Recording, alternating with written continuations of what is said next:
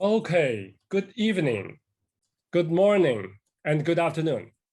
Okay, welcome to the fifth event in our inaugural CNM Books Week. CNM stands for Communications and New Media. We are a department at the National University of Singapore, where we engage in digital media research from Asian perspectives with global relevance. This week, we have already discussed 4 books that examine recent dynamics in Japan, India, China, and Singapore. Now let's take a step back from the Asian countries and take a more global view through the lens of data feminism. We selected this landmark book partly because the rapid rise of data industries around the world, including in Asia, where we see the phenomenal ascent of super apps such as WeChat and humongous projects such as India's Jaidka digital ID system. Many of these data industries, tech giants, depend on the exploitation of women and labor in general that require critical engagement.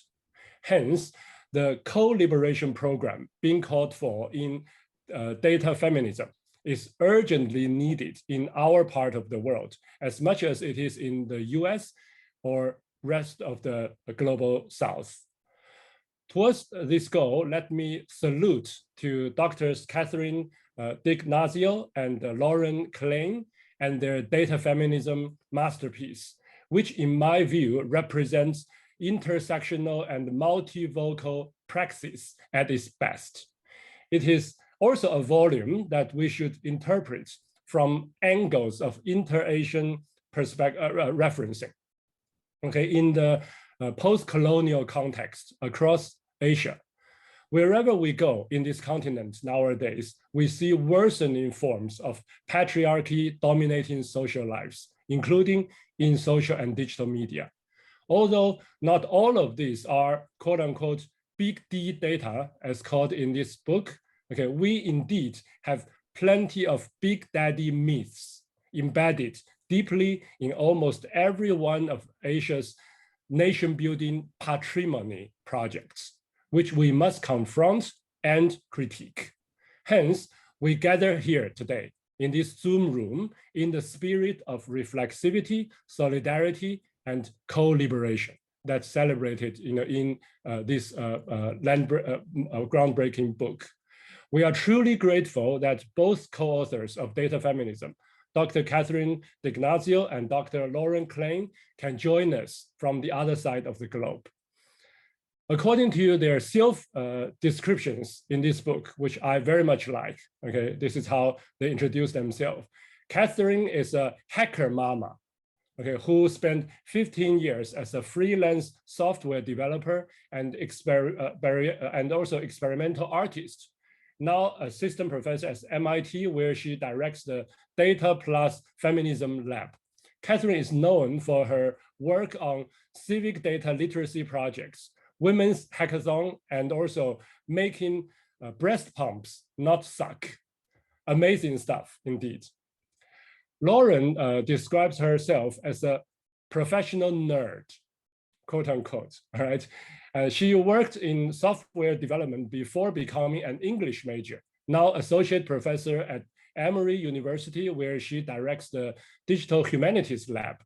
Lauren is writing a book on the history of data visualization while employing machine learning techniques to analyze abolitionist newspapers. How cool that is.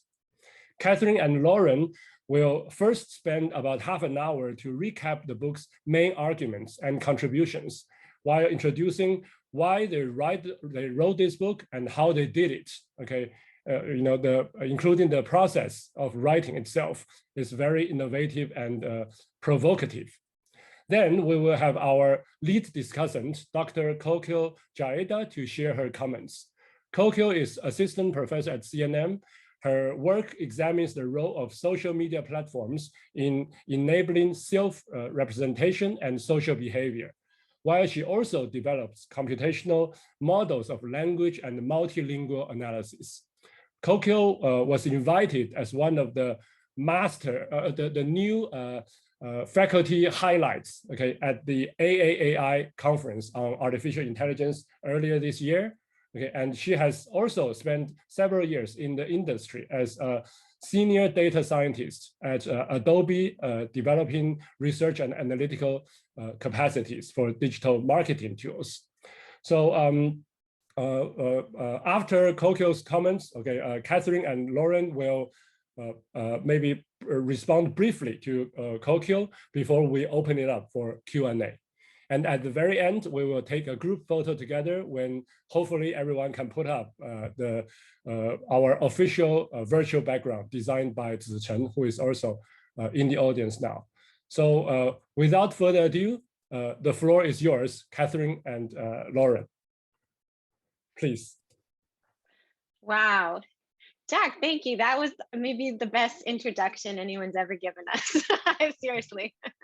So really so honored and really appreciate both the invitation and also the really warm welcome to this space. You made it feel very welcoming, even though we are separated by 12 hours of time zones and so on. So yeah, thank you for that.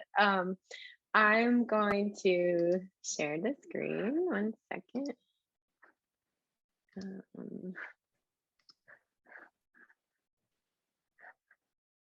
Oops, nope.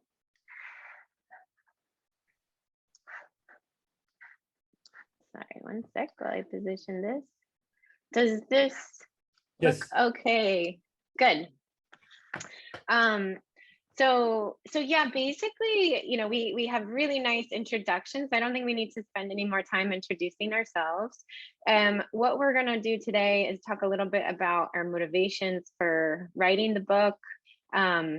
We want to situate you all with, you know, kind of a very precise kind and definition of feminism that we are drawing from in the book, as well as to give you some of the main examples that come out of the book we feel really really illustrate the principles that we developed really well. So that's sort of our roadmap for today. You know, one I think that I am really looking forward to being in dialogue around with you all is, you know, obviously we're both based in the US context, and we're pretty clear in the book about, you know, that's kind of where we're coming from, is where many of our examples draw from. But we're always really interested to learn what aspects of this resonate with people in other geographies, you know, kind of different formations of power and oppression, and kind of what resonates, and then what maybe does not resonate, right? Like what does not apply. Sorry, I'm a cat. I have to prevent from walking into the screen. So I think the only last thing to say on this slide is that the book is open access. So you can go to the URL datafeminism.io, and there's a big button that says read the book. Click that button and that will take you to the open access version of the book. And we can talk more about that later as well, but that was very important to us that the book be published in that way. So I think without further ado, I will turn it over to Lauren to kick us off. Great, thank you so much, Catherine, for that kickoff, and Jack for that really, really warm welcome. I'll just echo Catherine in saying how excited we are to be here, and our only sadness is that we can't be with you in person. So I'll just begin by saying that we see our book as actually a larger body of work that is collectively working to hold corporate and government actors accountable for things like sexist, racist, classist data products. So you could think of face detection systems that can't see women of color, hiring algorithms that demote applicants that went to all women's schools or colleges, child abuse detection algorithms that punish poor parents, and more. You know, and really almost every day, at least once a week in the news, there is yet another headline about another biased algorithm, another oppressive system. And really, you know, these examples, the fact that they keep on coming, what inspired us to write the book, because we find ourselves in this situation where corporations see data as the new oil. You know, this is a phrase that's been in circulation actually for about a decade. And when corporations use this phrase, they mean this in a good way. Data to them seems like this untapped natural resource that can lead to incredible profit for them once it's processed and refined. But women, and particularly women of color, as well as Indigenous people, immigrant communities, religious minorities, LGBTQ folks, and more, experience this very same process of data extraction. Since if you're talking about oil, that's sort of the operative metaphor here, they experience this just as the same old oppression. And we're by no means the first ones to have made the case that this oppression is real, that it's ongoing, and that it's necessary to dismantle. And what we explain in the book is how feminism, and intersectional feminism in particular, has been focused on exactly this, on dismantling instances of oppression and the forces of power that cause them for a very, very long time. So before we get into sort of the framework for the book, we wanted to back up a little bit and just tell you what we mean when we say feminism. And so what you're looking at here, actually, this is an image from the 2014 MTV Music Awards. This is Beyonce up there. That's when she projected the word feminist behind her. That's because she sings about feminism in her song Flawless. That was the title of the album that was released that year. And in the song, she samples what turns out to be the American Heritage Dictionary definition of the term.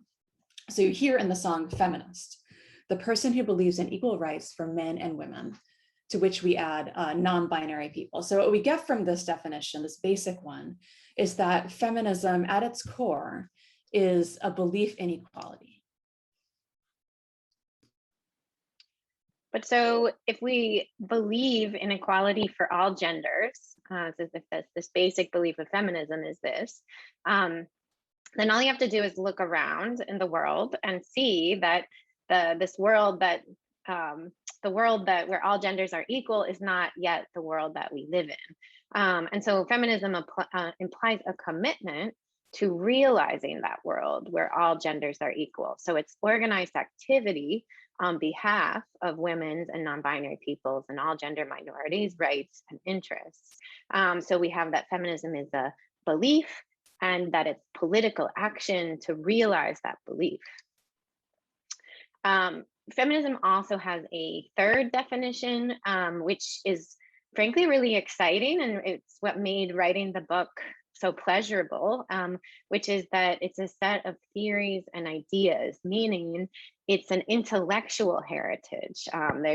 There's like kind of powerful feminist work over decades and even centuries that we have to draw on to confront the current struggles of today. And so these theories and ideas begin by thinking through issues of inequality in relation to sex and gender. But then the past 40 years of scholarship and also our current political reality have brought many more dimensions of inequality into the conversation, including race, class, sexuality, ability, and more. So this brings us up to this idea of intersectional feminism and how, in our view, and this is what we write in the book, feminism in the year 2021 must be understood as intersectional. So this is a term, many of you may know this already. Intersectionality is a term coined by legal scholar Kimberly Crenshaw, which she uses to explain how social inequality cannot be described in terms of only one dimension of difference, like gender. So when we're talking about inequality or oppression, we have to be talking about the intersection of the many factors and forces that produce it. So racism, classism, colonialism, and so on. And so the key thing to understand about intersectionality, and actually this is something that's often overlooked in casual invocations of the term, is that intersectionality doesn't just describe markers of individual identity, So it doesn't just mean like I, Lauren Klein, I am white, I am cisgender, I am a mother. It doesn't just mean these sort of markers of identity. What intersectionality is describing are the structural forces of power and their intersection that make those aspects of my identity matter, that create the effects that I experience as a result of those identities or groups that I belong to. And it's been the work of women of color feminists and Black feminists in particular that have foregrounded this conversation about forces of power. So to sort of begin to sum up this beginning explanatory section of our talk, intersectional feminism, which provides the underlying framework for our book, it's not only about issues of gender or even only about women, it's about power. It's about who has it and who doesn't. And in today's world, data really is power. So you see this in the idea of data as the new oil, that phrase I began by talking about. You also see this in the idea of data as the same old oppression. And so intersectional feminism, when applied to data science, can help that power be challenged and changed. And so our argument basically is that data science really needs feminism quite badly, and intersectional feminism in particular, if we ever hope to overturn these power imbalances. So in writing the book, Lauren and I looked across what we had learned from our own education and feminist scholarship, our participation in various activist feminist communities. And then we also looked across literature in different fields. So, like we said, one of the exciting things about feminist scholarship is you can actually find it really everywhere in almost every field. It's just sometimes it's a niche in that particular field, but it's there. And so we particularly looked at work that had tried to kind of draw from feminist theory and like really try to operationalize it. So we looked in particular at design disciplines like human computer interaction, feminist geography, feminist legal scholarship, and so on and so forth. So folks had tried to really like take feminist theory and apply it to say, how do we do feminist economics? How do we make a feminist, pass a feminist policy?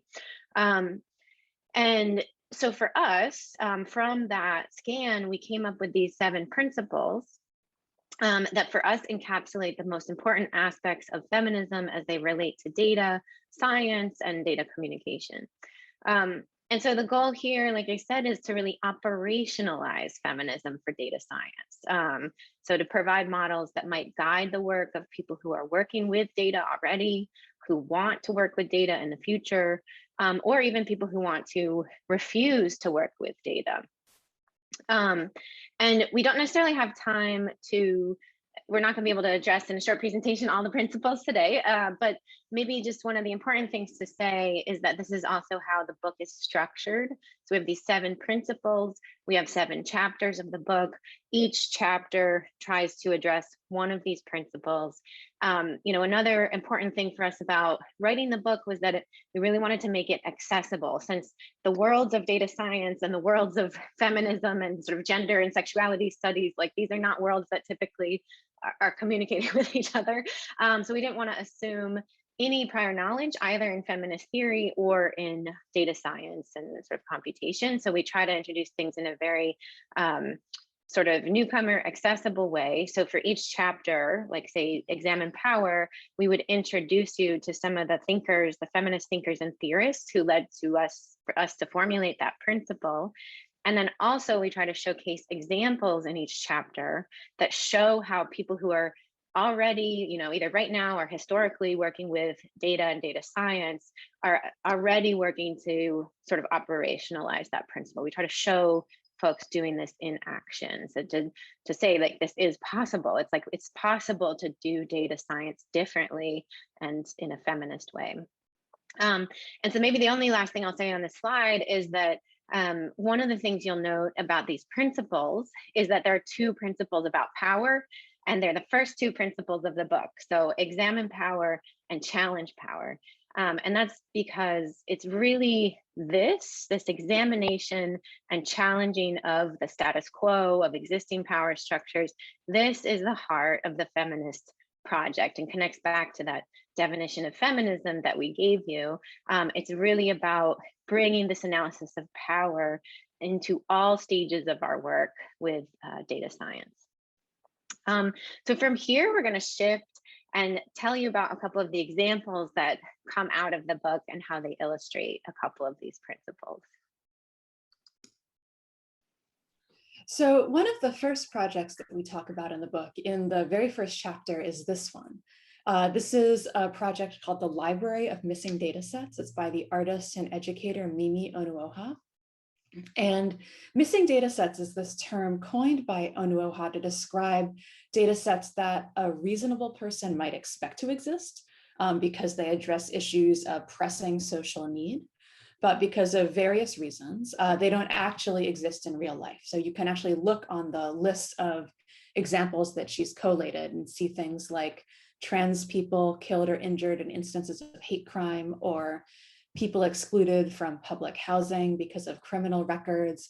Or I think all of us understand the consequences of missing data very acutely right now due to COVID, right? There are all sorts of missing data sets with respect to COVID that have real impact in the world, like, a gender and race breakdown of the number of people with COVID in the US. That same gender and race breakdown of how vaccines are being distributed in the US. How about some sort of fine-grained analysis of how vaccines are distributed internationally? Things like this. No one is collecting comprehensive data on these at the moment. These data sets are missing. So I just want to back up and say, I should have said at the beginning. So Onuoha, she exhibits the library of missing data sets in two ways. The first is a GitHub repository. That's actually the screenshot that you're seeing on the right of the slide. And you can Google it and find it. It's publicly available. But the second way that she exhibits this piece is as a physical artwork. That's the file cabinet that you see on the left. And the idea is the files are each labeled with one of the titles of these missing data sets, and you enter the gallery, you encounter the file cabinet, you tab through the file folders, you see one that catches your eye, either because you think, oh, I'd like to learn more about that, or, seems like a serious issue, but you open the folder and it's empty. And the point she wants to make is there's a reason that they're empty. It's not just chance or randomness that these data sets have not been collected. The reason is because of this profound imbalance of power with respect to data collection in the world today. And really, it's this imbalance of power that determines what data are collected and what data are not. Or in turn, what research is conducted and what research is not. So, who has this power, the power to determine that data sets should be collected? Governments have it. Moneyed institutions have this power. They can decide this is a problem we want to investigate or document. Minoritized groups generally do not. They do not have the power, the resources, the ability to do these large-scale data collection efforts.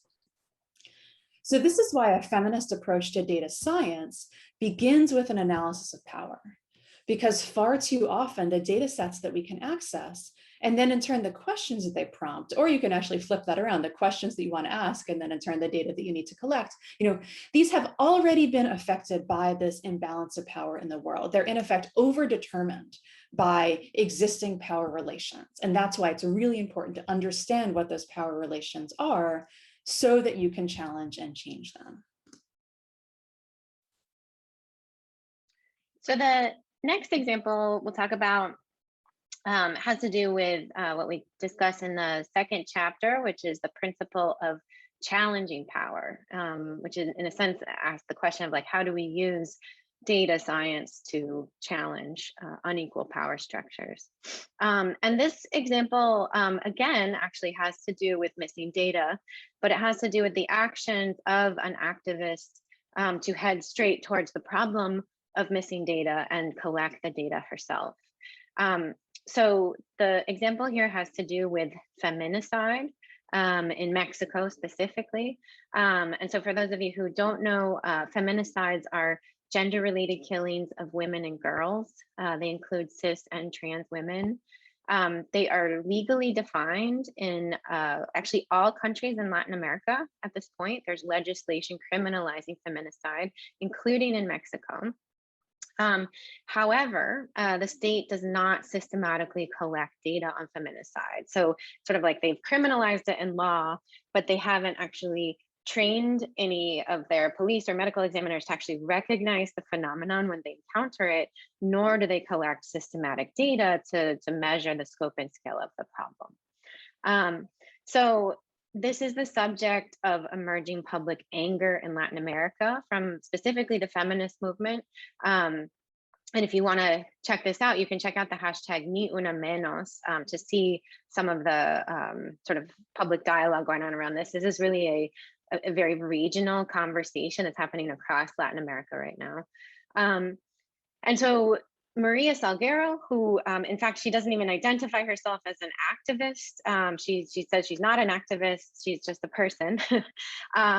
She was frustrated by this lack of action and the just ongoing deaths of women and girls. And so she started collecting these deaths as they were reported by the news media. And so the way that she does it is she spends 2 to 4 hours a day logging feminicides on the Google map that you see here and on the sort of spreadsheet that's behind it. Because she's now been doing this for 6 years, she has single-handedly compiled the largest public archive of feminicides in the Mexican context. So she's ended up with her data, she's ended up helping families locate loved ones, provided data to journalists and to NGOs. And she's even been called to testify in front of Mexico's Congress multiple times about the both kind of what her data show and the larger phenomenon of feminicide.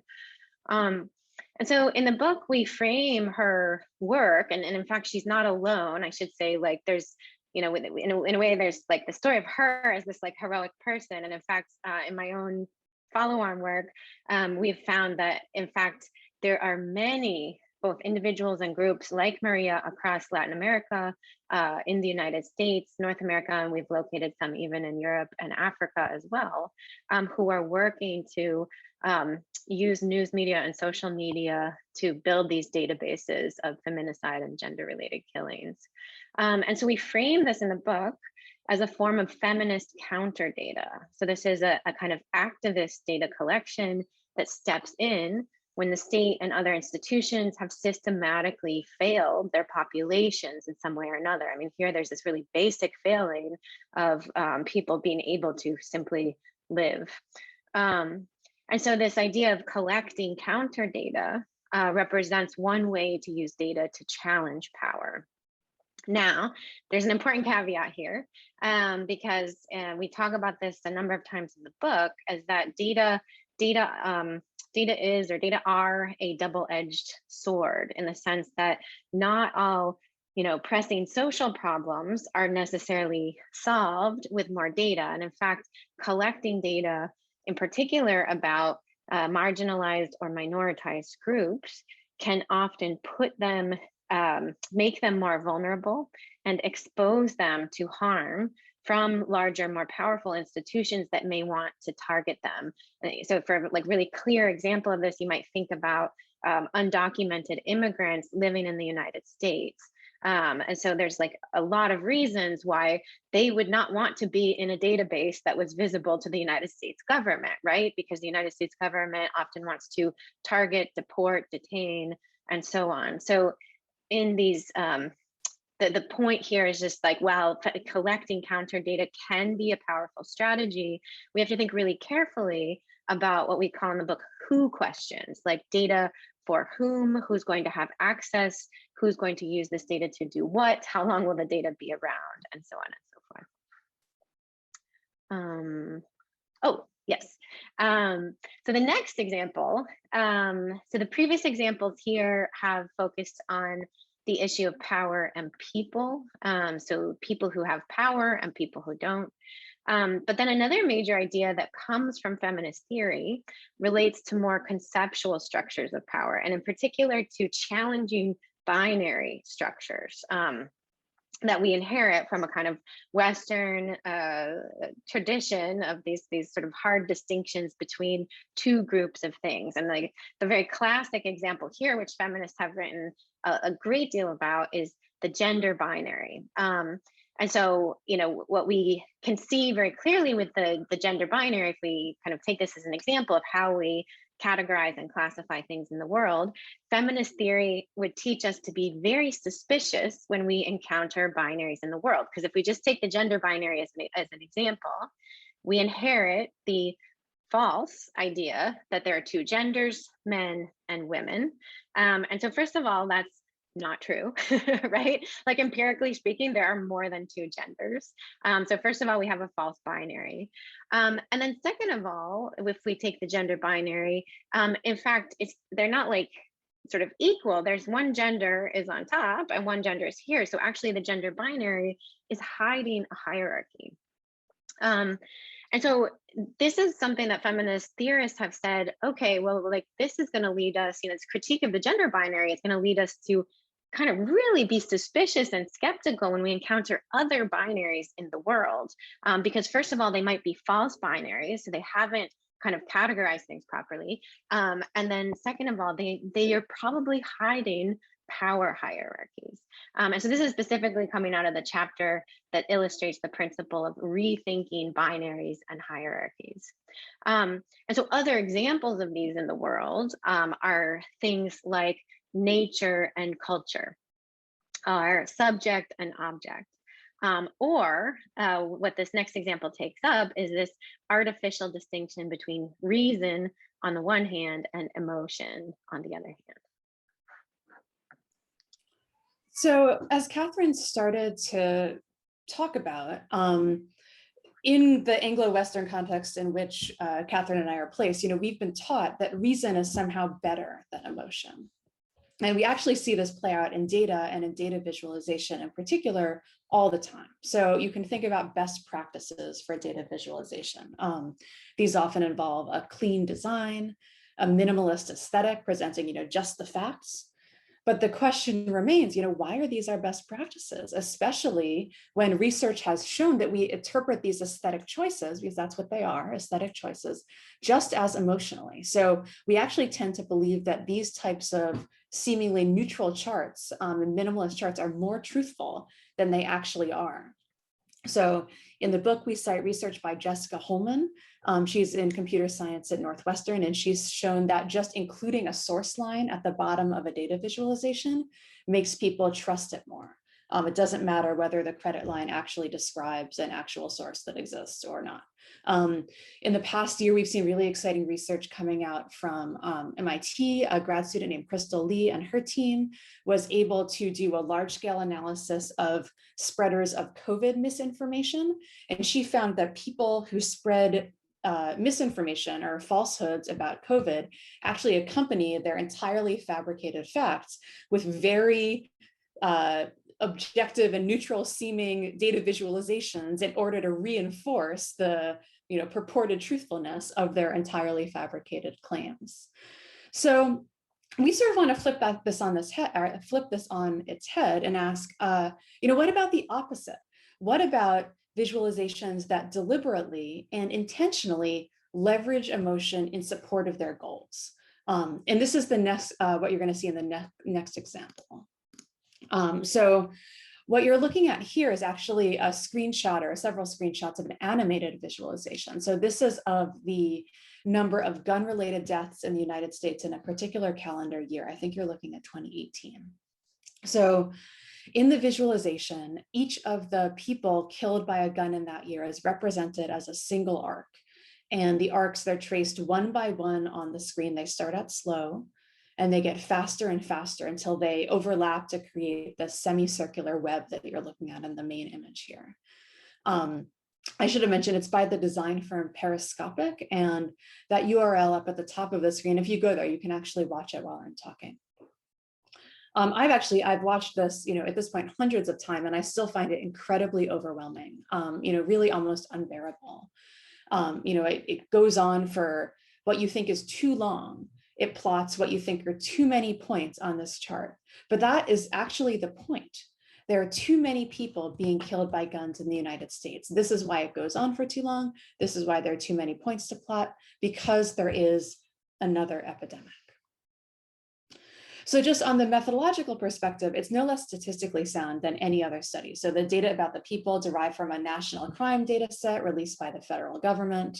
The projected lifespans, one of the things it does, it projects how long that person would have lived had they not been killed by a gun at that moment.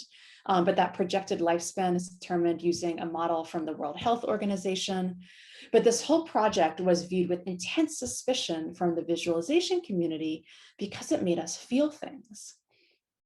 And a feminist approach here would say, that's not a problem at all that it made us feel things. And actually, it's a more compelling visualization precisely because it blends reason with emotion.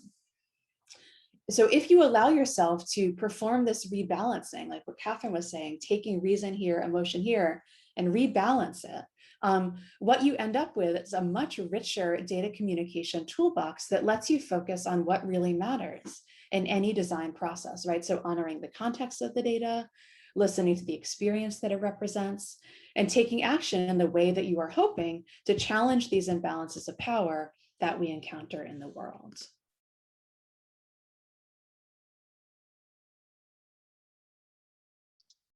Realized I was muted. So this brings us to the final point we want to make before Q&A or respondents, which this may be obvious from the examples that we've shown, but I think it's important to reiterate that really in data feminism, we insist on an expanded definition of data science. And so our data science is not defined by the size of the data set. It's not defined by the credentials of the people who are undertaking the work. These are concerns that are continually used to exclude women and people of color from the field, as well as to exclude work whose contribution is socio-technical rather than purely technical in a kind of computer science sort of way. But so if we expand our definition of data science, and what we're interested in is data science and justice, then we can see really clearly that some of the most exciting work at that intersection today is being undertaken by artists, by journalists, by humanists, community organizers, activists, librarians, and so on.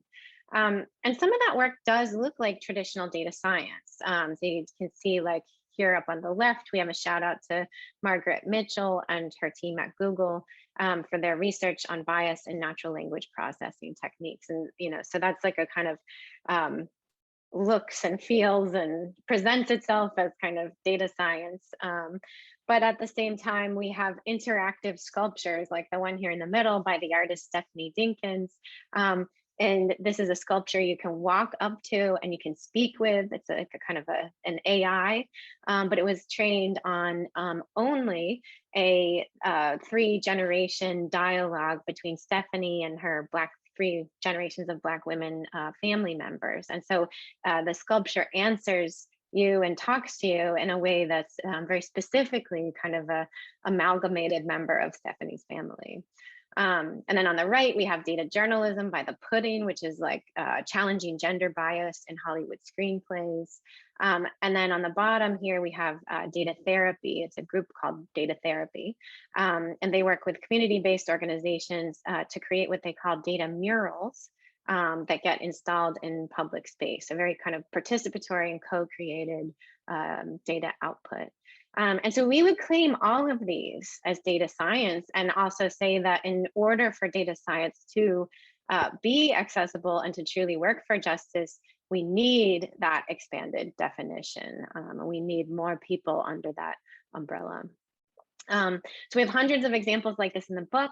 We selected them to illustrate the points and really to try to inspire people to action because while we recognize and we point out in the book in many ways how data is at the root of many of our problems today, we do think that it can also be part of the solution.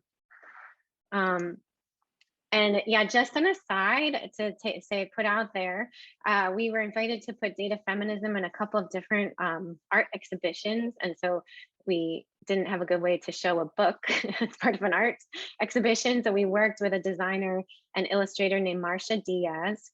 And we have these really great data feminism principles infographics, which you can download for free from our website that's listed here. We have, I think, 5 languages currently, and we're going to be releasing 5 more languages, including Mandarin Chinese this summer. So like probably in late July is my guess. So yeah, so the stuff is in the works if you're interested in kind of a more visual representation. And those are also just free and available. And that's it.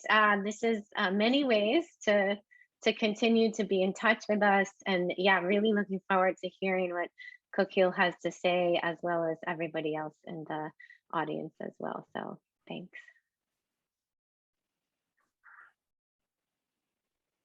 Thanks a lot, Catherine and Lauren. That was fabulous. Over to you, Kokil, please. Wow. I am a little speechless because that was a lovely presentation. Thank you so much for putting this together for us. It really touched. And your passion, of course, shown through in the book, and it's shown through in this presentation as well. There are literally, as you said, hundreds of examples carefully audited. What I love a lot about the work that you've put into the book is the way you've audited even your examples to make it clear how they were curated and what was the process involved in fact-checking each page. Well, in the future, if I do write a book, I must blame you for setting the standard, setting the bar up so high. Yeah, okay. So how this is going to begin is I'm going to share a few thoughts I had, and Jack and I had a discussion about what I could talk about, which would possibly contribute. I am going to address your specific interest, which is aspects which resonate with in other geographies. And I'll talk about how it's resonated with my own work and how many times I had to cringe when I remembered the mistakes I've made in my own work and how I'm working on correcting them. But of course, I do know that the people in this call all have their very own experiences of both witnessing these incidents and their own reactions to it. So I'll be sure to leave enough time for them.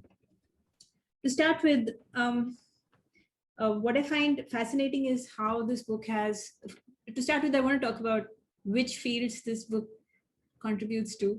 And it does cover a breadth of fields. Of course, it starts with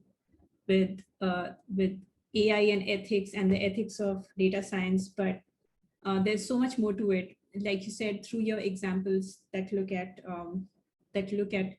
data in businesses and in policy and in housing, and in even in marketing and business. There's so much that you've revealed about data and how it's involved in all of these spheres. In fact, this is the reason why ever since I read that book, I just added it to my syllabus, because I'm going to be teaching a master's module on data, on digital communications and analytics. And I think the book, if someone has to learn about what data science is, they have to know the way to think about data science. And your book offers this really excellent praxis on how to structure a data science project in a way that that is both ethical and effective. I would say that that your book makes it clear that being effective is not in any way antithetical to ethics, and that's what I think makes it so fabulous. With regards to how it sheds light on my work, and in that sense, the aspects which resonated with my work with data and people in South Asia and in the US, honestly. So I have to tell you all, for some context, everybody in the call, even those who haven't read the book, that that Catherine and Lauren talk about a concept which, forgive me for using expletives, but it's called big data. Now, big data is a formal academic term, and I'm going to quote from the book, that we, the authors, have coined to denote big data projects that are characterized by masculinist, totalizing fantasies of world domination as enacted through data capture and analysis.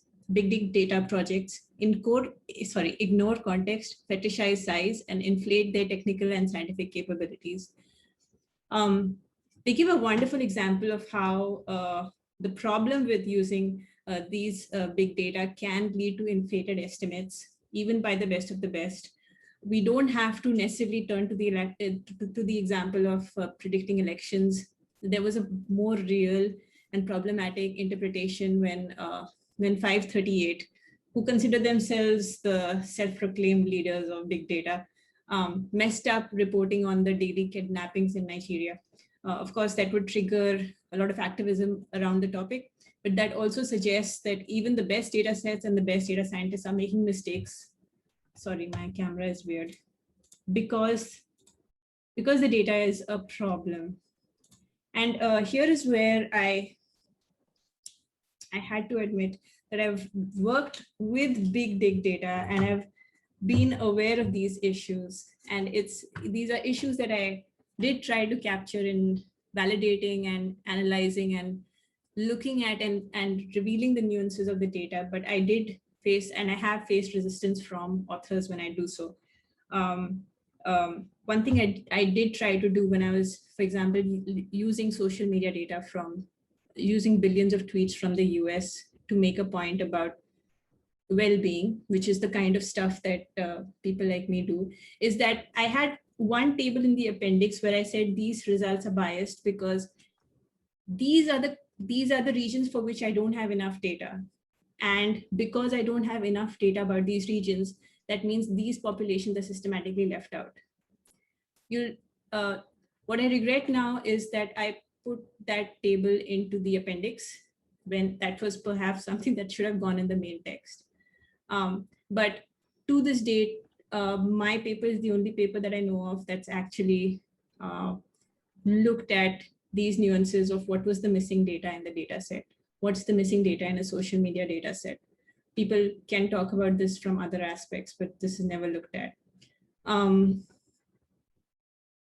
That was still the US data. I faced something similar to what you were saying about having to manually log information about activists.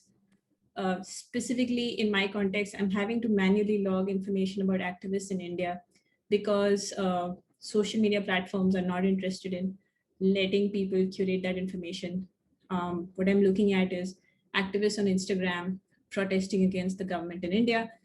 The only way I've been able to do so is by looking through stories of friends, collecting this information, spending hours every day curating this. And even though I'm a computer scientist and I'm supposed to know how this is done, this is still impossible to do because the infrastructures are not created to support this kind of work. I won't take up too much of your time. I must say that one thing that while there have been rumors and echoes of these ideas, the kind of ideas that you've so nicely put into a framework for us, I think one of the ideas that really spoke to me and really shook me was the idea of how bias is also encoded in our visualizations. I know that's not a surprise to you, especially since Lauren is writing another book about it. But what I was shook by is how encoding emotion, it's something that I've been exploring in terms of looking at the ideas around data storytelling, but I loved how you put it together. And I'd love to see more treatment about it. And I wrote that point before I knew that Lauren's writing another book about it. I'd love to also know what you think can be done now that all these large data sets and models and basically this data with no provenance, no record of provenance has been created. What can be done now to fix that? How can it involve the experiences of those populations who are now, whose voices are abstracted from it? So I'd love your thoughts and I'd love to answer or clarify anything you'd like me to. Thank you, Kokil. Yeah. So before we open it up, do Catherine and Lauren have any quick response to Kokil's comments? Sure. Yeah, no, just to say thank you. Thanks for all those kind words. And it's really gratifying to hear too that you see relevance in the South Asian context. I mean, I think that's exciting for us. That's really exciting for us to hear. And I think one of the, yeah, definitely check out Lauren's book. I mean, in particular for me, like, I find Lauren's historical emphasis is so compelling because often data visualization, these sort of techniques seem so modern, they seem so of the moment, and yet they're not. And it's really important to trace those histories as well as the histories that are not often surfaced, which I feel like is what Lauren's book does, but she can talk more about that. I was just going to respond on the sort of large models question, because I think that's a really important question, and we touch on that a little bit in our chapter 6, which is about considering context of data sets. Like that's where we talk about things like provenance and metadata. And you know, it's like one of the things that's happening as these large data sets get published on the web, and in fact, like Google now has a data set search engine, you know, so you can go search for data sets. And yet, like so much data across the board, like sort of corporate, nonprofit, civic data, personal data, whatever, is just published with very little metadata and very little provenance and sort of like, how did you come up with these numbers? And it makes it really hard to understand both what were the decisions made, what was not included, and what are the potential like ethical limitations and potential harms that may come downstream for that. And then the other thing I would say, the lack of metadata reinforces inadvertently is that, you know, that numbers are just numbers, like that data speak for themselves, which of course they do not. And like our whole book is how they don't. but like when you don't have metadata, when you don't have an understanding of the humanness of the construction of a data set, it kind of inadvertently communicates, oh, these are just, you know, facts or whatever. The place where I'm encouraged, so first of all, I think there's a huge need for investment in metadata. And so I think that's one thing that we sort of point to in the book. Many governments have prioritized sort of releasing data sets to the public, but there's less attention paid to contextualization. And it's typically a question of resources. You know, it's like hard enough if you're a government to get a civic data set out there, let alone, you know, have a great librarian or curator of some kind, like really kind of publish like a detailed like data user guide to it. But then on the other hand, I think there's interesting strategies that are being used by folks to contest and audit the lack of metadata. And so one right now I'm thinking of is the ImageNet Roulette project by Kate Crawford and Trevor Paglin. And so this is where they sort of look at the ImageNet data set, which is this large scale image labeling data set that was, you know, just kind of grabbed from all of these images on the web, and they excavate and demonstrate the ways that machines have ended up being trained from human annotations. Machines have ended up being trained to be extremely biased, sexist, racist in the ways that they're labeling these images. So it's like it's an art project. But actually, there's a student of mine right now who's writing about how it's a kind of an artistic audit of this system. So I think I'm also energized by strategies like that, like kind of creative ways that we can critique and audit and expose the power imbalances that are embedded in those systems as a way of kind of pushing for the strong metadata that truly we need to actually be relevant and to be honest, you know, to be honest about the provenance and the limitations of what these data are and where they come from. So Lauren, I don't know if you have more to add to that. No, that's a great segue to what I was thinking about. And it goes back to what Kokil said at the very beginning about how I believe this so strongly that, you know, following these principles leads to not only a data science that is more just, but also better data science that is more accurate, that produces more valid results, and that leads to fewer generalizations or misapplications of whatever, you know, particular thing is under analysis. And I really like the example you gave about your social media analysis in the table about, you know, the missing data, because that absolutely is information that shows how, you know, if someone were going to make a conclusion on the basis of your project and try to say this applies everywhere in the US, having more contextual information and being open about what is not contained in the data set actually leads to or prevents some sort of generalization on an area of the country that is not included in the data. And these types of practices, it's not just geographic, but attention to missing data, attention to things that are captured by any particular model, and things that are not, sort of being willing to admit that there is context around any particular technical process. Ultimately, like I believe this with all of my core, you know, results in better work and more valid work and more applicable work.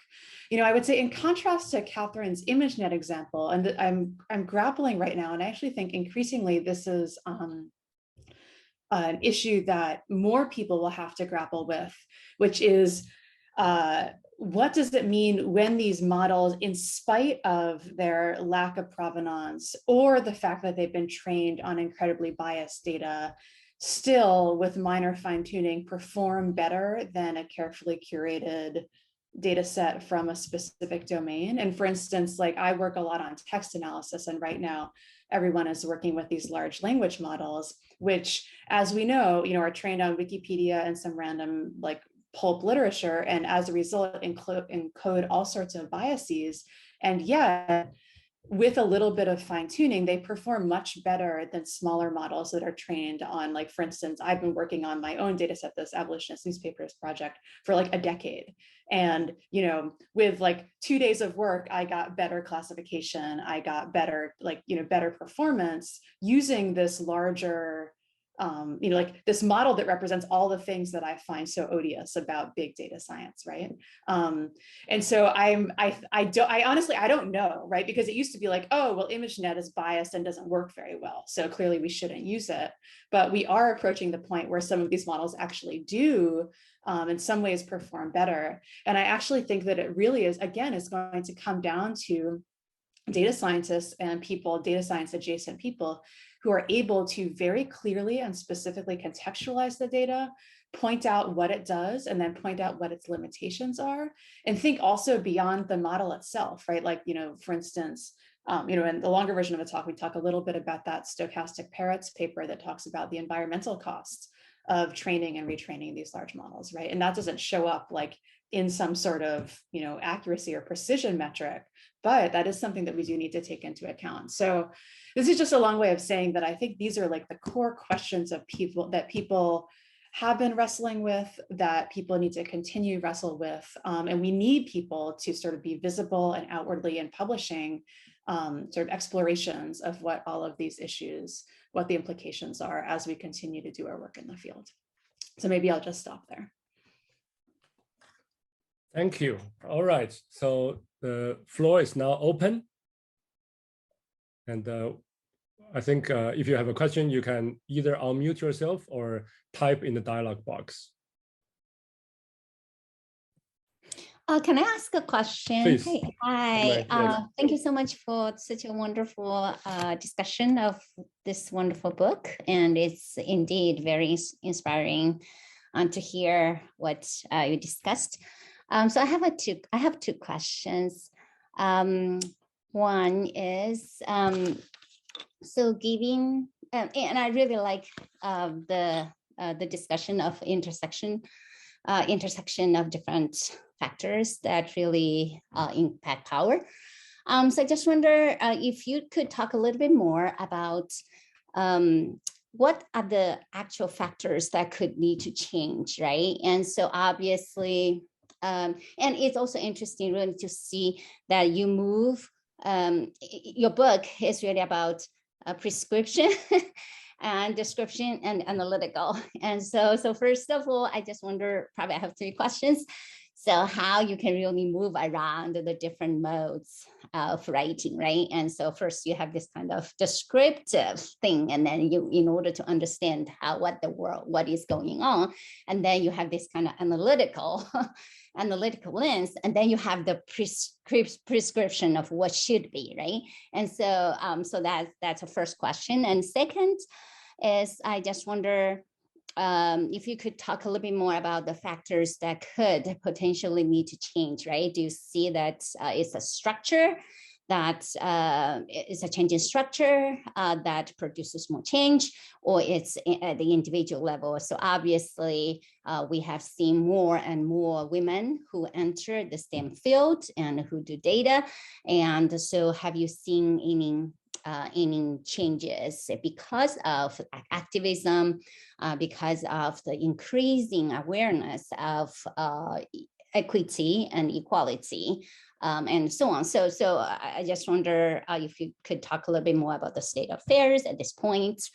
And the third question is, do you see any differences in terms of how data feminism is practiced across different geographies, right? Do you see differences between the U.S. and other countries? For example, you mentioned Mexico, and I don't know if you use examples from many other countries.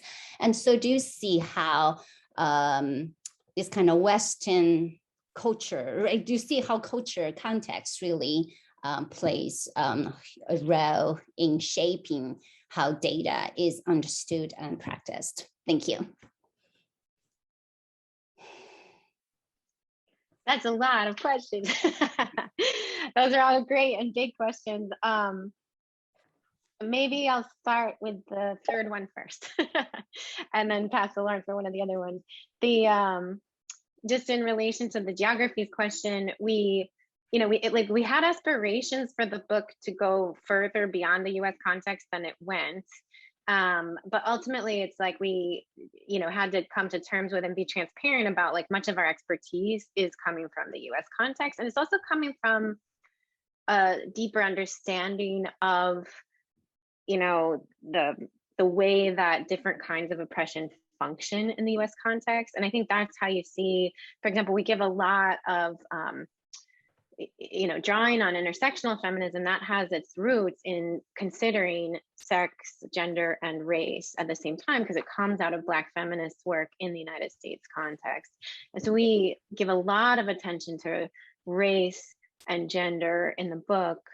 And I think that's because of the US context, in which racial hierarchies are so prevalent. Like, race is just such a significant vector of oppression in the United States, where in other places, it may not be race. It may be, xenophobia, or a kind of like immigrant status, or it may be religion that is the most kind of salient force of oppression to be thinking about. So I think that's one way in which, I see the book as being kind of grounded in the US context.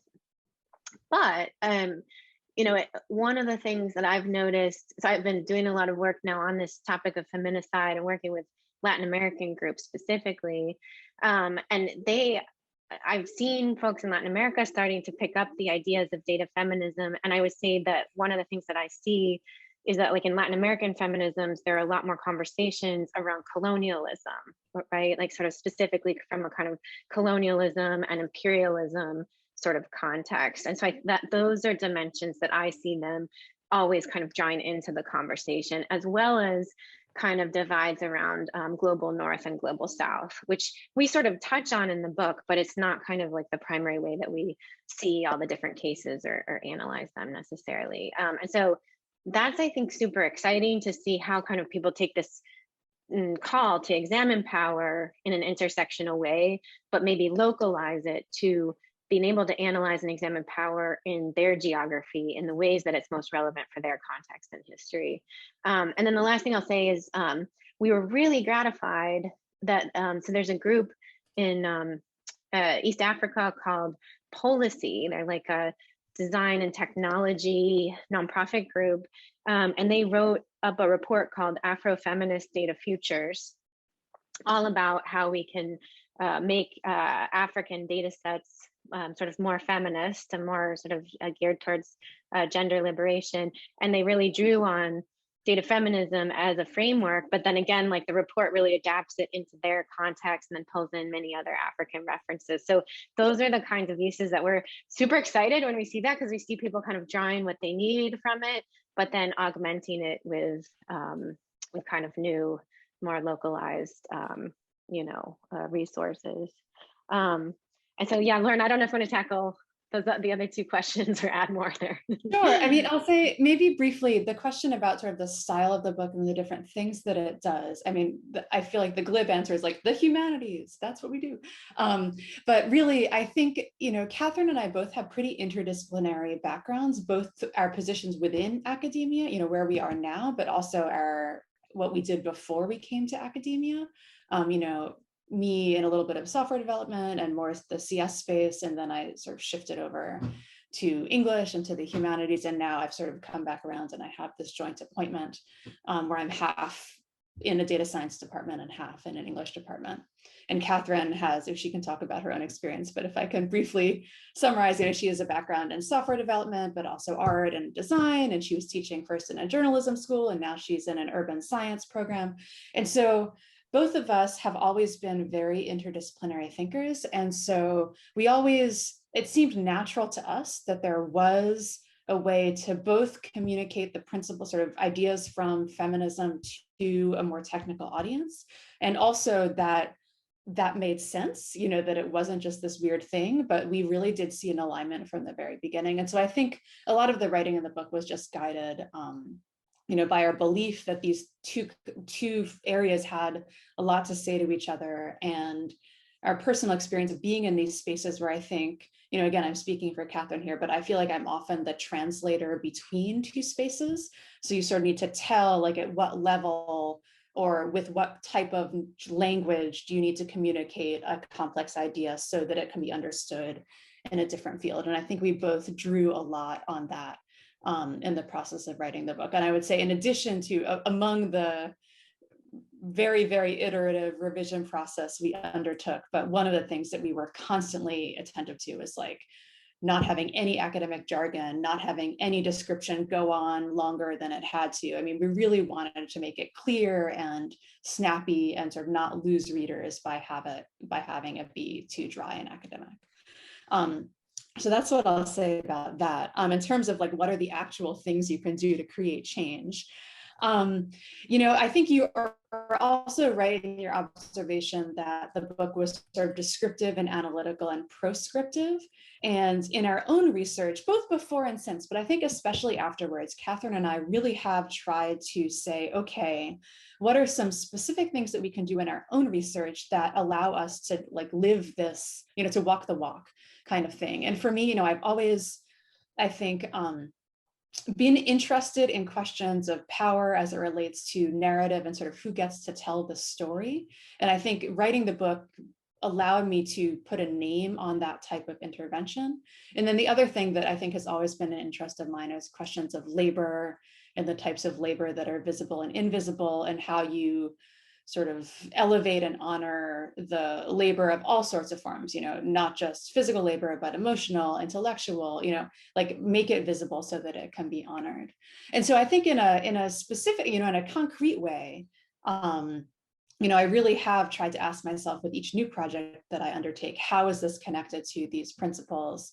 What am I furthering, and how am I furthering it in a technical way, right? It was important to me that I continue to do the more, I have sort of like a mixed methods type of research program, but so that's personally. But more generally, I would say, your question was about, is it structural, is it individual? And I would say, in keeping with something Catherine said during the presentation, we sort of need to reject the false binary that if change comes about, it's either structural or individual. Like 100%, in order to make the large scale changes that we need government buy-in, we need corporate buy-in, we need these large and powerful institutions to make changes. And more specifically, especially at the corporate level, we need them to cede some of the power that they have. And that needs to come from the top down. On the other hand, so many ideas about change obviously don't come from them, right? They come from individuals and communities and groups on the ground, listening to other people in those groups and those communities, and coming to consensus about the kind of change that needs to happen. And I really do believe in a process where, like, we need those groups to continue to protest, to continue to, undertake actions, to write letters, to do all the things that they do, to write, to be on social media, so that those ideas reach a wider audience, because those are the ideas that we need, and they are not going to come from people in positions of power already. And it's like, on the one hand, it's like a little bit Pollyanna-ish. On the other hand, I do, like, this is, if you had to say, like, how do I think political change happens? I totally think that it is from, like, we get the ideas from the margins, and slowly over time, because of the really hard and often unacknowledged work of activists, like, eventually they gain a little bit more prominence and prevalence, and ultimately do sort of shift the needle a little bit. Catherine, I don't know if you have anything to add to that, because I know you've thought about that in other spaces as well.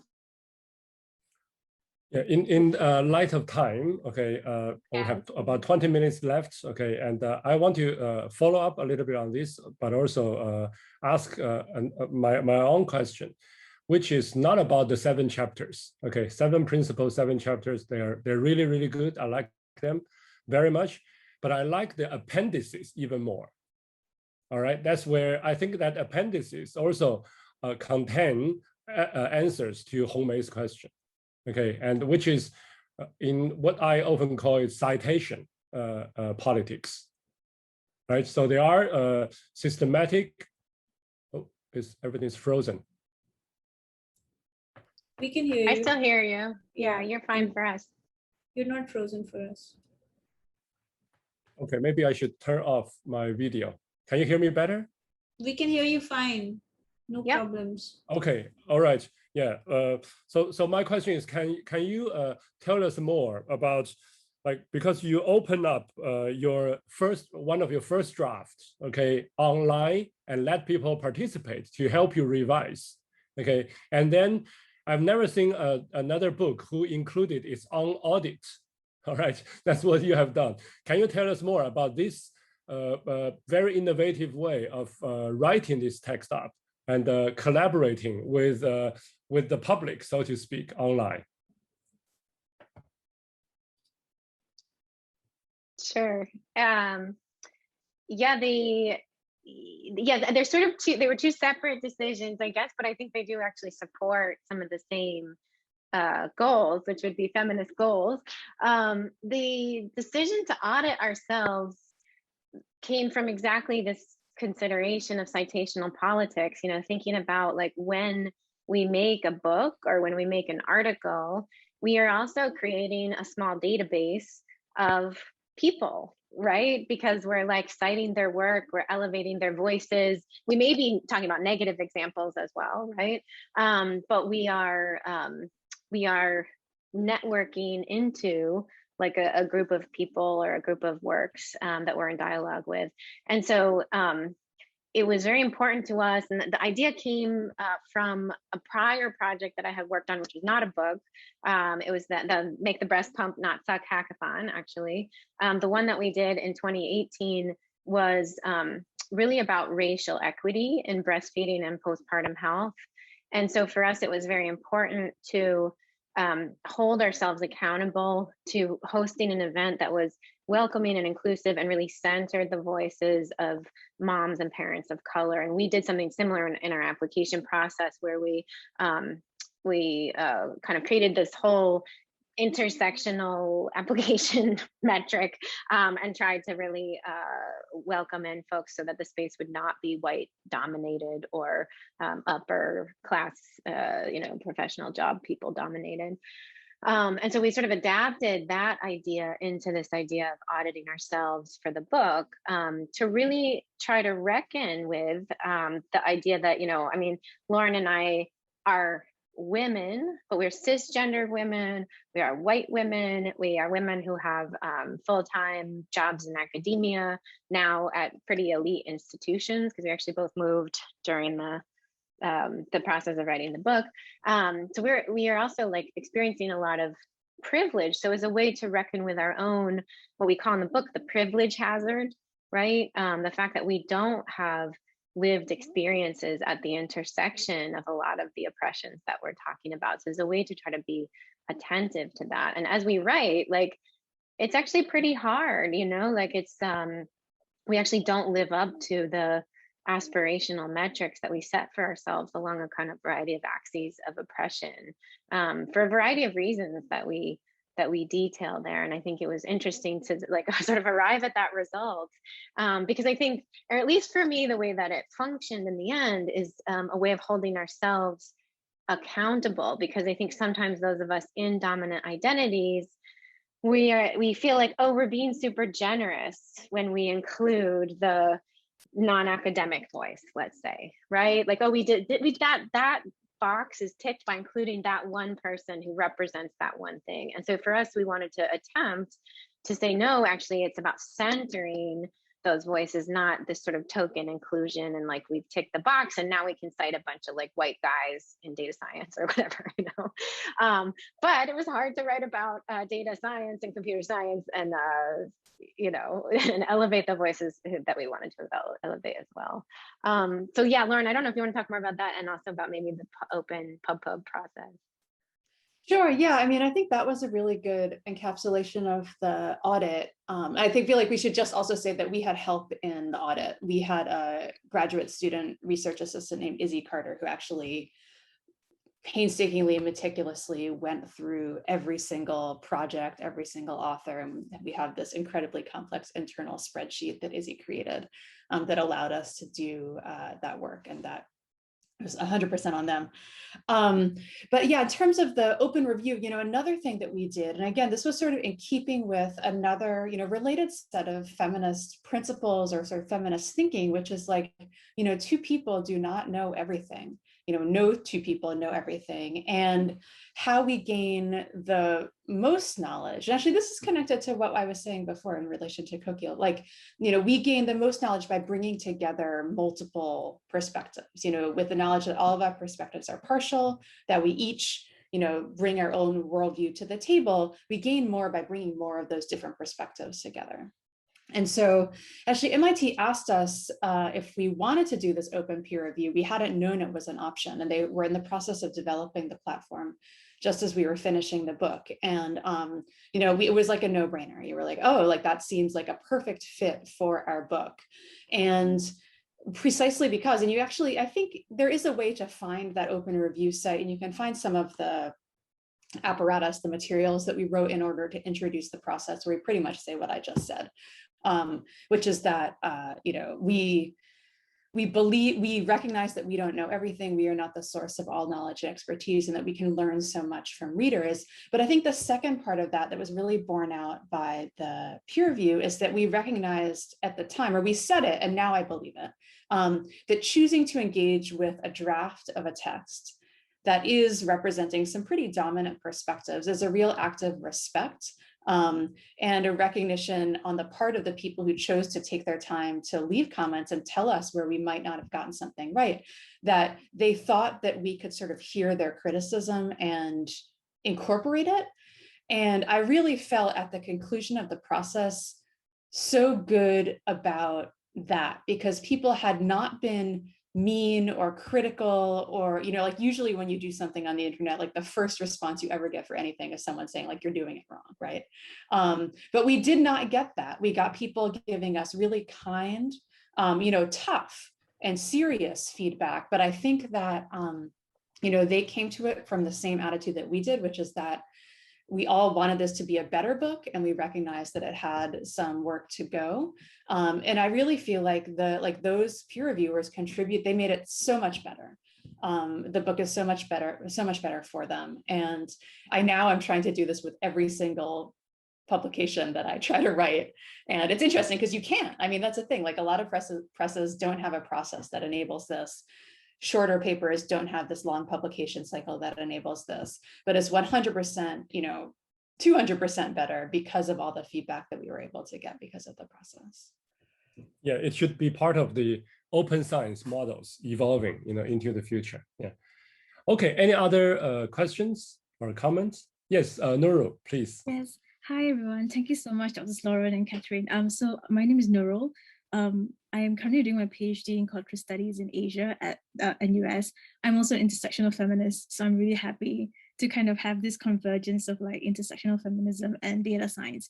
So actually, I don't really have like a specific question because I think Hong Mei addressed the component of my research that that has been like kind of bugging me. So I think when I first read the book, so my research is looking at images of Muslim women and how it's now found in algorithmic circulation. So I'm basically trying to look at how image becomes data and how, issues of data visualizations and more specifically looking at images of Muslim women and how it's disseminated through search engines, etc.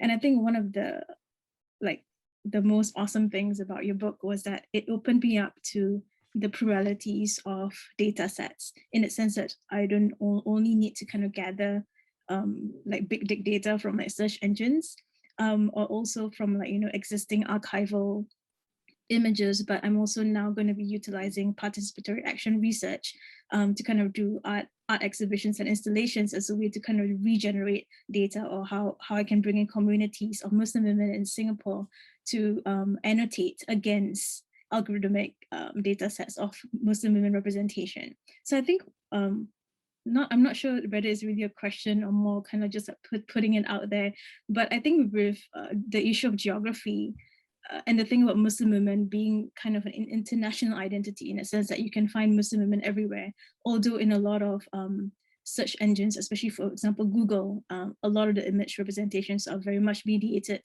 from a post 9/11 representation. But then I'm also looking at, for example, Russian search engines like Yandex, which are kind of harnessing from more Central Asian data users. So I'm kind of also perhaps wondering how, I'm not like asking for answers here, but I'm just wondering, like, kind of your thoughts, like how would and in this data feminist perspective be garnered from one where the intersectionality does not reside within any particular culture or geography, but it's kind of, almost mobile and volatile. So I'm just wondering what your thoughts on that. Thank you. Wow, that sounds like incredible work. Thanks for sharing that with us. And I love the idea of bringing people together around annotating data sets as an act of resistance. I think that's like so beautiful. So that'd be like a really other cool counter data practice maybe. And so it just doesn't have to be just like that counter data collection, but like counter data annotation or something. So I think that is super interesting to me. I would love to hear how that goes as you continue to do that work. The thing that occurs to me, because I was actually just looking at this because I'm writing a paper, is Chandra Mohanty has this idea of feminist solidarity that I think might be really interesting for your context, where I appreciate that formulation of kind of Muslim women as this international thing, and like the feminist solidarity that she's articulating is around kind of like, how do feminist efforts that are arising in these like very kind of localized contexts, how do they work in solidarity with each other without collapsing differences or saying that we're all the same? Because like the reality is, like, Muslim women in the United States, there are differences for like Central Asian, Muslim women, but then there might also be these very important similarities in terms of the struggles and oppressions that they face. And so for me, maybe that's an interesting concept to look into, because, and there's actually, the paper that I was reading is a paper in, maybe I'll send it to Jack afterwards or something like that. I'll put the author, Neha Kumar, and it was for this conference called CSCW, which is it's a conference in human and computer interaction, but it was a paper that was trying to theorize of like, how do we bring this concept of feminist solidarity into human computer interaction work, into sort of like design work and data science work, basically. So I think that paper might be really interesting as a next step to help sort of conceptualize kind of how do you study these things that are both, they have similarities and differences.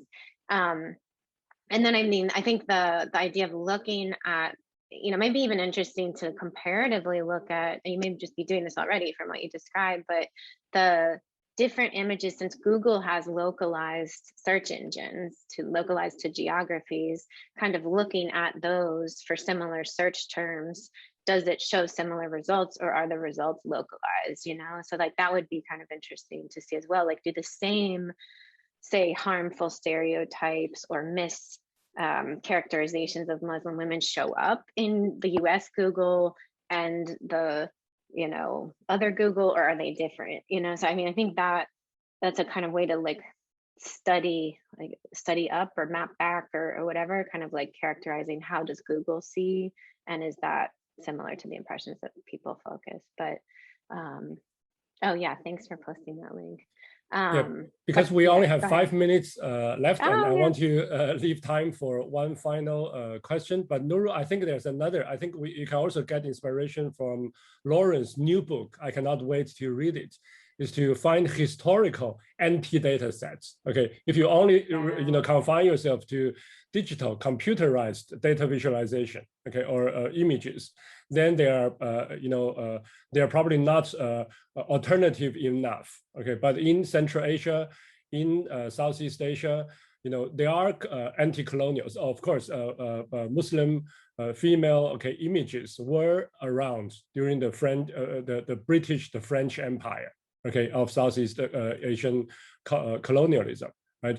And then in the anti-colonial struggles, there were including non-aligned news agents. Okay, they have their, if you can find their photo, data sets. Okay, and also like Maoism, actually had an artistic arm that celebrates the liberation of female body, through ballet.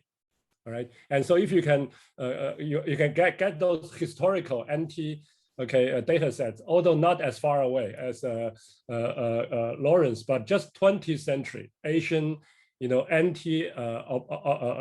oppression arts and also photography work that can form a unique data set of your own, maybe almost as cool as Lawrence newspaper collection. Yeah, I mean, just one thing, I think I'm hoping to kind of also develop what is Muslim data feminism in my PhD research, so to kind of like see how that links. So thank you so much.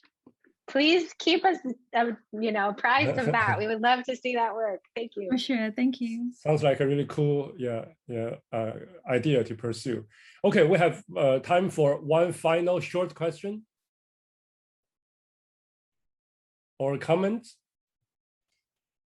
In keeping with Nurul's point, and while we're waiting for the next question, I quickly want to tell you that you've also inspired another student to look at domestic workers in Singapore and to curate an anti-data set of their experiences to counter the biases that are in typical narrations and descriptions of them.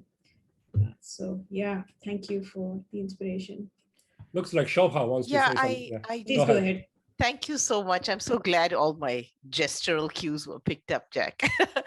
Thank you so much, Lauren and Catherine. I came across your work actually just a couple of years ago because of that document that Jack mentioned. You put your work online and people commented on it. And at the time, actually, I'm quite interdisciplinary too. And at the time I was teaching writing. And it was a course on algorithmic culture. And one of the things my students enjoyed was seeing how it is that you were so open with your writing and how you responded and made changes based on things that other people said. So in that sense of a learning community, so I just wanted to add to that. But I want to ask that, that question, which there always has to be one person who asks it in a session like this, which is, do you think there is anything outside of data now? It's kind of an existential, maybe even an epistemological question, but what is there outside of data now? So if we think of data feminism is actually in itself a very, very provocative notion. You sort of retrieve data from the masculinist kind of idea and reclaim it for the feminist project.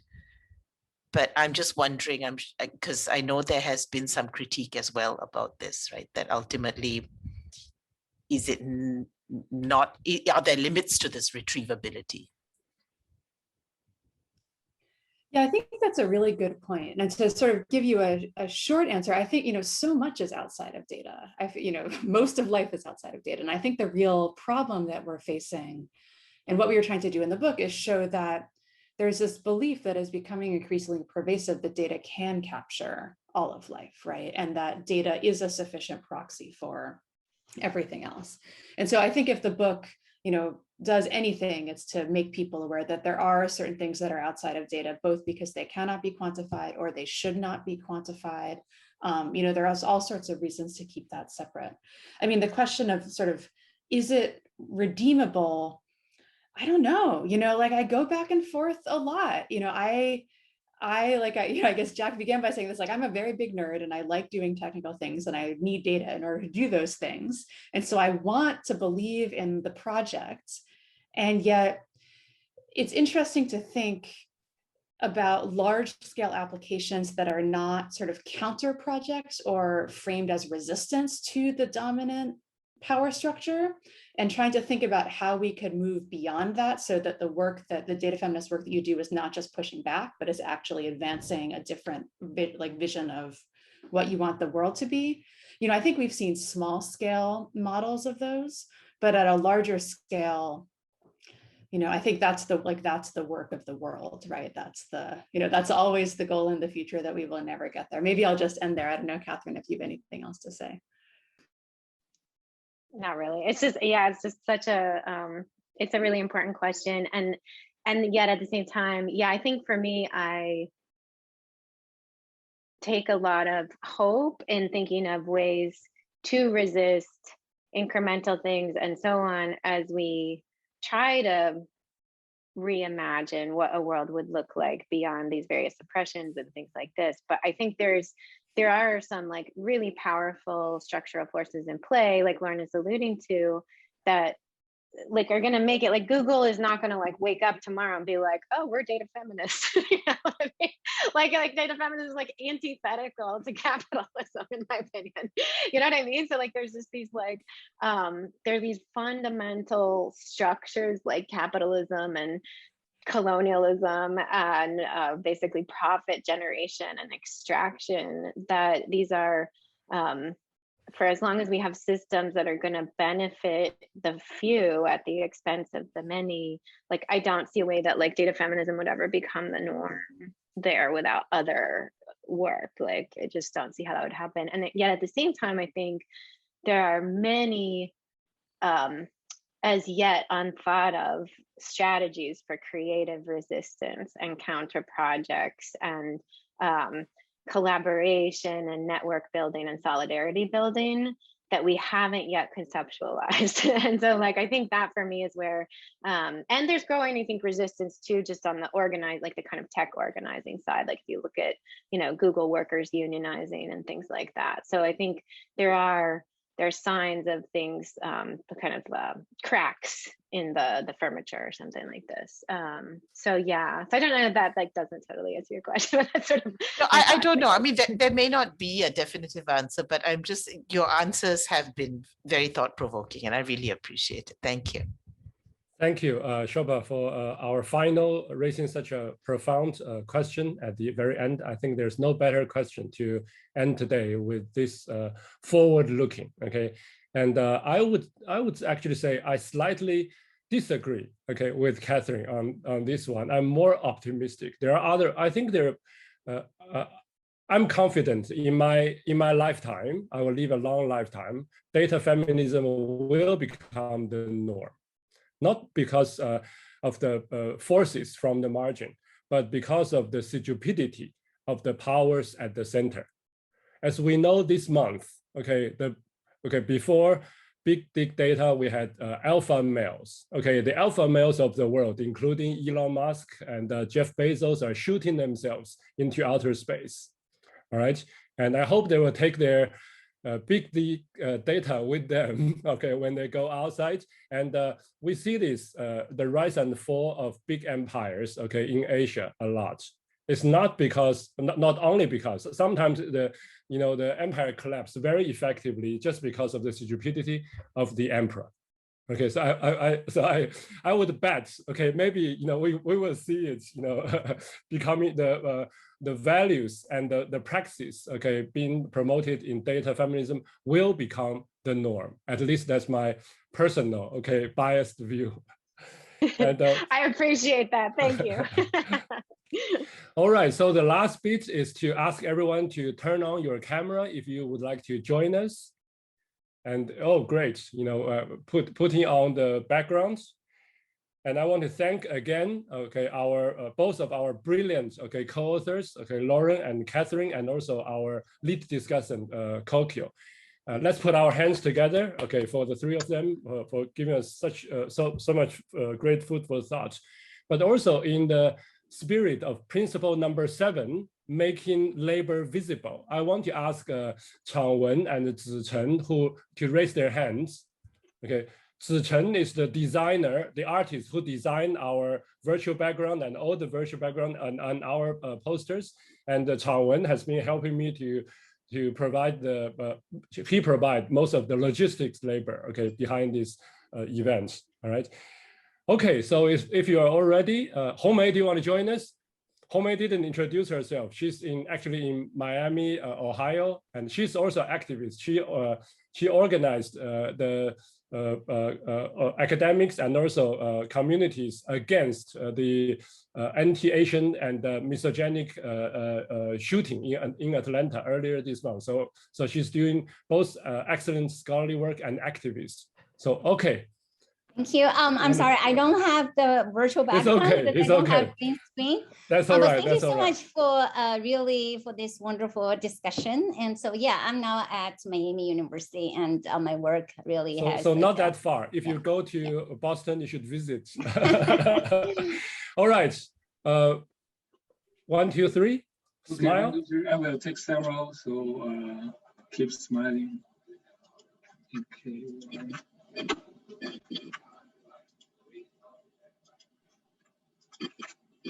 Okay, the last one. Okay. Thank you, Changwen. Yeah. All right. I forgot to mention some other housekeeping things during the discussion. Catherine mentioned Kate Crawford. Actually, we invited Kate to join us this week, but she is somewhere in between Australia and US right now this week, so she cannot join. But she will be joining us a month from now to discuss her Atlas of AI book, okay, on the 18th of August next month. And tomorrow we will be having Lily Irani, okay, discussing chasing innovation, okay, about entrepreneurial citizenship in India. Okay, this book won the ICA Outstanding Book of the Year, okay, last year. And also Sylvia Lindner's Prototype Nation about the maker movement, okay, change makers in China. So please join us tomorrow, and also stay tuned 1 month from now, all right? Thanks, everyone. Thank you, Jack. Thank you so much. Thank you so much. Hopefully you can visit us in Singapore in the near future. I hope so. That'd be amazing. Thank you so much. Really wonderful.